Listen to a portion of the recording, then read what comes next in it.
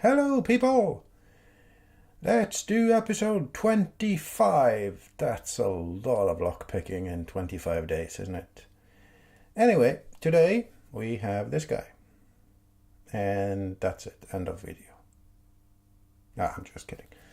This is another Abus 6540, which is today's challenge for me and today's giveaway for you. And if you want to win it, you know the drill. Make a comment down below the video, and in 6 to 8 days you can win this. And also, if you're new here, click the subscribe button and the notification bell so you get notified when I upload these masterpieces. And let's get picking. So I'm going to go bottom of the keyway on this guy because I forgot to show you. It has a very sort of paracentric, almost S-shaped keyway, and by using bottom of the keyway, so if I put the tension wrench down here, I'm going to need a very shallow hook, yeah, but it also kind of eliminates the need for going around that bend, which is difficult. So we might have to change the strategy here in a while, but we'll give it a try. And for those of you yearning to win this lock, please bear in mind, I don't have a key for this one, so unless your interest is picking it, then it's sort of useless. Anyway, let's get picking.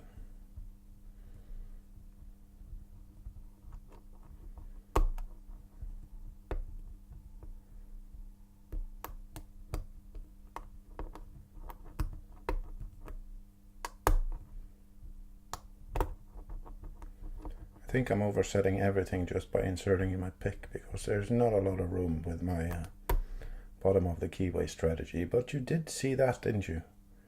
That's what we call a good fault set. Now all we need to do is find that spool, or those spools.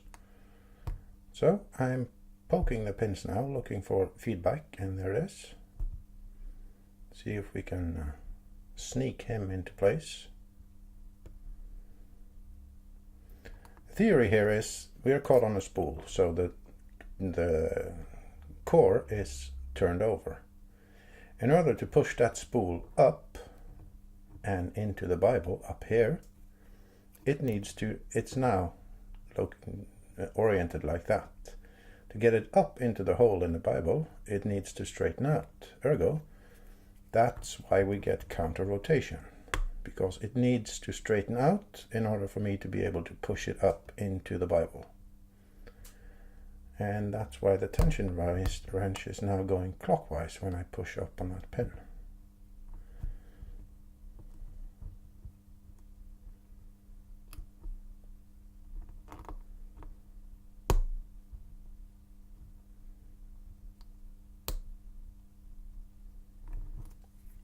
My 15 thousandths pick isn't doing too well in there.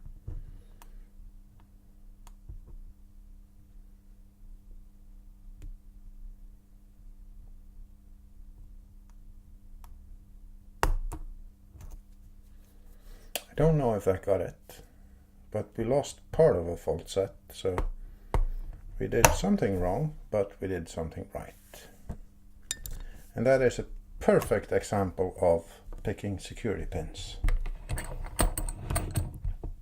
That spool that's in here, let's talk a bit about that. You guys have time, right? Yeah, okay. So when you have a spool, the spool is cut out in the middle. You know what a spool looks like, or you can look at the picture there. There's a picture of a spool, you see that? That can turn. When it's located in between the core and the Bible, it can sort of tilt, allowing the core to turn a little bit. But when I start pushing up on that spool, it needs to straighten back out, thereby pushing the core counterclockwise. And if you try and do that with too much tension on the tension wrench, you're going to break your pick. If you do it with too little tension on the tension wrench, all the other pins are going to fall down because the core is straightening out again, allowing them to fall back down. The key is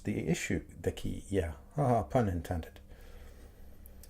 The object of this exercise is to push the spool up without dropping all the other pins, and this is what we did, and so the lock is open. But that is what we are practicing, and that's what we are trying to achieve. Anyway, rambling a lot, 5 minutes, 30 seconds here now. So I'll see you tomorrow, guys. Bye.